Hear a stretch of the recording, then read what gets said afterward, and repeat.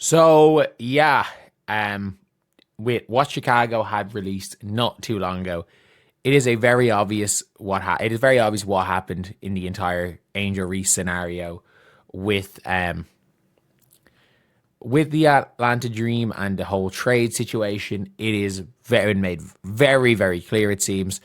That statement right there tells you everything you need to know.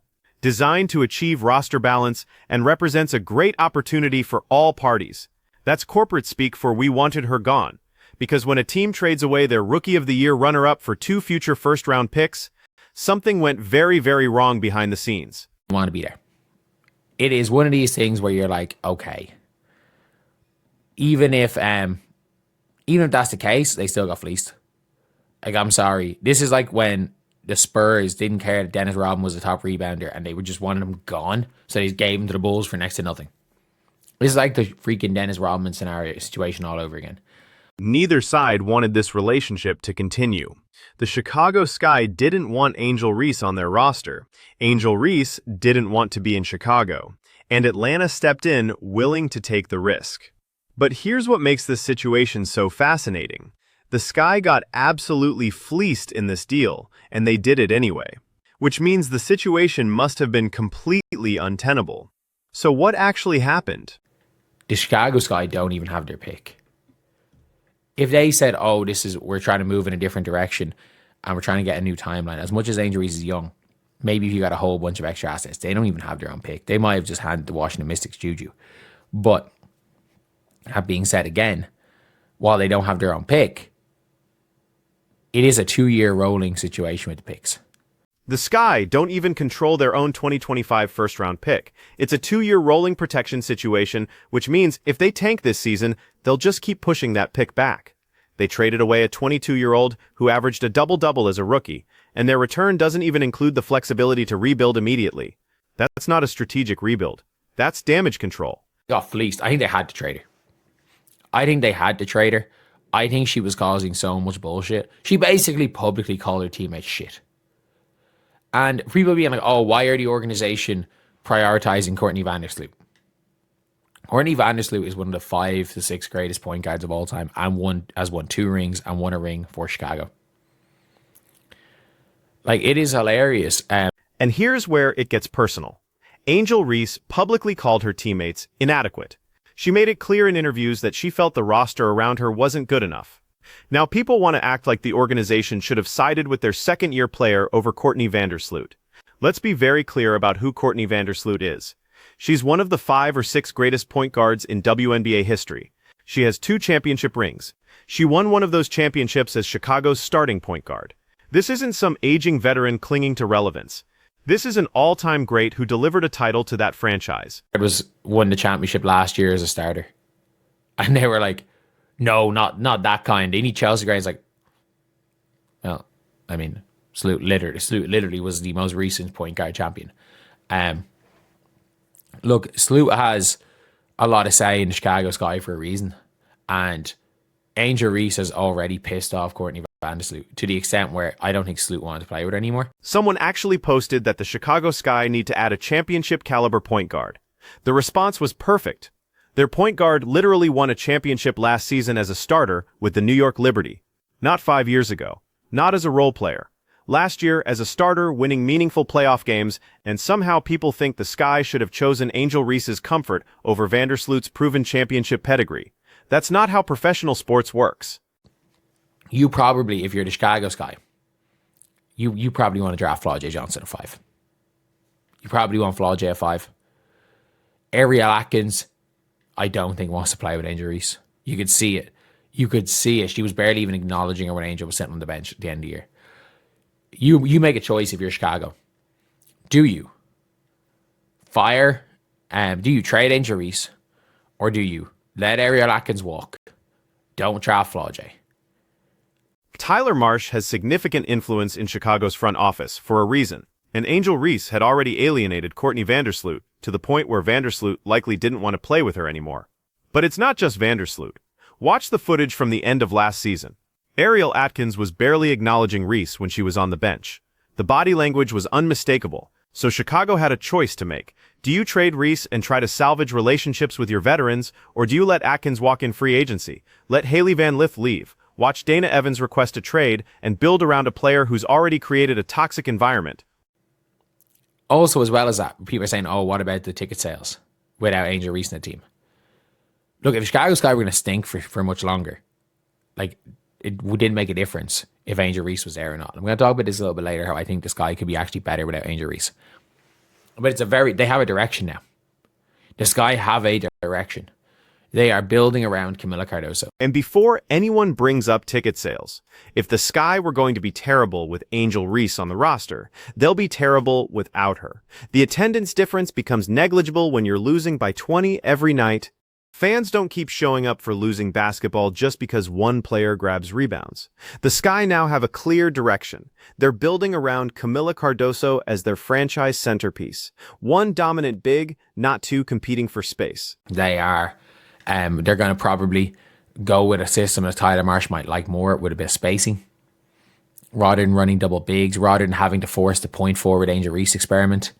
They don't need to force it.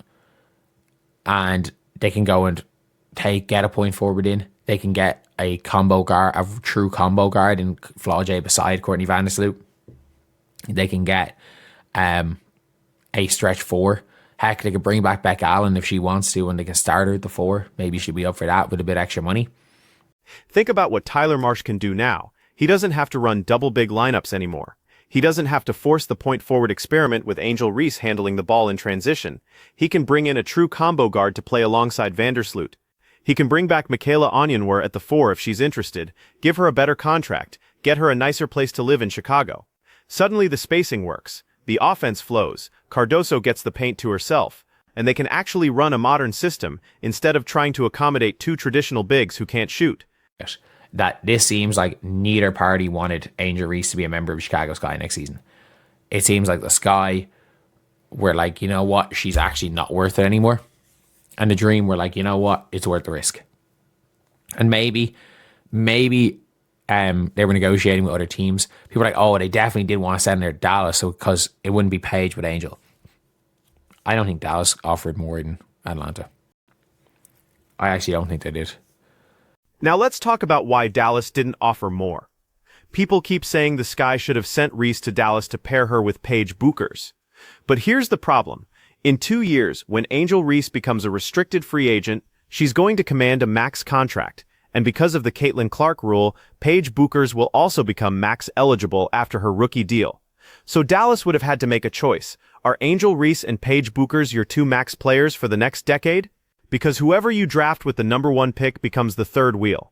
That's a massive commitment to make for a player who's already shown she can create locker room issues. Paige Buchers, because of the Caitlin Clark rule, also becomes a max eligible player. You have to then make a decision in 2 years if you're Dallas. Paige and Angel are your future. You can't, whoever your number one pick is, doesn't really matter. Because Paige and Angel, they are your max players. But if you're Atlanta, in 2 years' time, Alicia Gray is 33, 34 years old. She's probably not commanding a max. So you can keep Angel and Ryan, you can keep Alicia Gray, you can build around. So it makes more sense for Atlanta, which is why I am not sure. Why I don't think the Dallas wanted to give up as much. Atlanta's situation is completely different. In 2 years, Alicia Gray will be 33 or 34 years old. She's not commanding a max contract at that age. So Atlanta can keep both Gray and Reese, pay them appropriately, and build around Ryan Howard as the franchise cornerstone. The timeline makes sense. The money works, and if Reese causes problems in Atlanta, they're not locked into her the way Dallas would have been. That's why Atlanta was willing to offer more. The risk is manageable for them in a way it wouldn't have been for Dallas. So let's synthesize what actually happened here, because the Chicago Sky's official statement was carefully worded to hide the dysfunction. Angel Reese spent her rookie season accumulating impressive rebounding numbers while simultaneously alienating multiple veteran teammates. She publicly criticized the roster construction, which is a direct shot at both her teammates and the front office. Courtney Vandersloot, a two-time champion and one of the greatest point guards in league history, clearly had enough. Ariel Atkins, another veteran leader, stopped engaging with Reese by season's end. The locker room became divided. Chicago's front office had to make a decision. They could keep Reese and watch their veteran core either leave in free agency or request trades, or they could trade Reese while she still had value and try to salvage the culture. They chose the latter. And the return they got, minus 2 future first-round picks without even controlling their own 2025 pick, tells you how desperate they were to move on. The phrase designed to achieve roster balance is doing a lot of heavy lifting in that press release. What they're really saying is that having Angel Reese and Camila Cardoso on the same roster didn't work. Not just on the court, where 2 non-shooting bigs clogged the paint and killed spacing, but in the locker room, where Reese's approach to leadership clashed with established veterans who had actually won championships. Tyler Marsh now has the flexibility to build a modern offense. He can space the floor around Cardoso. He can run pick and roll with Vandersloot and actual shooters. He doesn't have to force awkward lineups to keep everyone happy. And most importantly, he doesn't have to manage a locker room where the second-year player thinks she's more important than the proven winners. For Atlanta, this is a calculated gamble. Rhyne Howard is their franchise player, and she's proven she can coexist with strong personalities. Alicia Gray provides veteran leadership without demanding the spotlight. And if Reese can buy into being the third option, the rebounder and defender who lets Howard and Gray handle the scoring, this could actually work. But if she shows up expecting to be the focal point, expecting the offense to run through her despite her limitations, Atlanta will face the same problems Chicago just escaped. The fascinating part is what this reveals about how the WNBA evaluates talent versus culture. Angel Reese put up a double-double as a rookie. She was second in Rookie of the Year voting.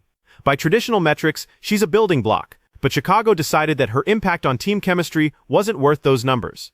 They chose Courtney Vandersloot's leadership over Angel Reese's production. They chose a functional locker room over impressive rebounding totals. And here's what people are missing. The sky might actually be better without Reese. Not immediately, but long-term.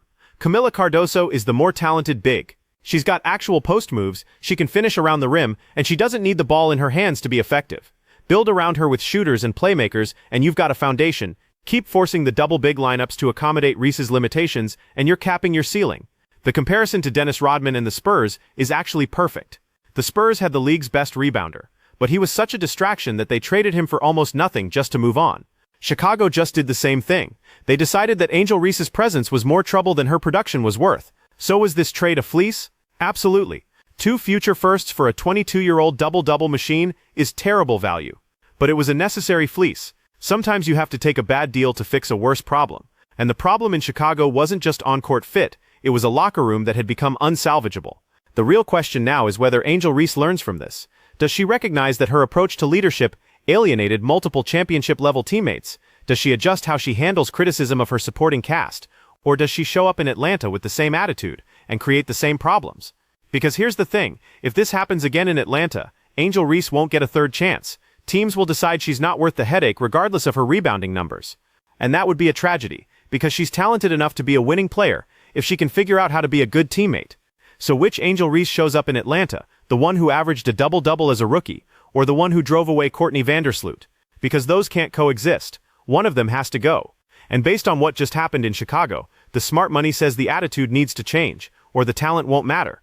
What do you think? Can Angel Reese fix the culture issues, or is Atlanta about to learn the same lesson Chicago just did? Let me know in the comments.